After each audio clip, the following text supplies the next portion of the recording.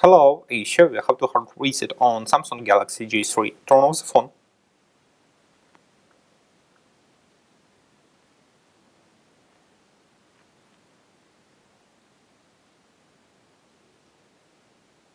Next, press and hold the power button, volume up key and home button for a few seconds.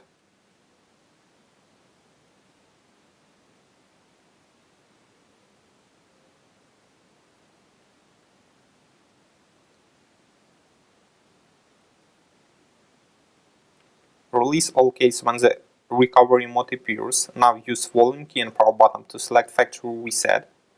Then choose yes. Finally click the power button. Your device will now restart successfully. The hard reset is completed now. Subscribe to our YouTube channel and rate the video.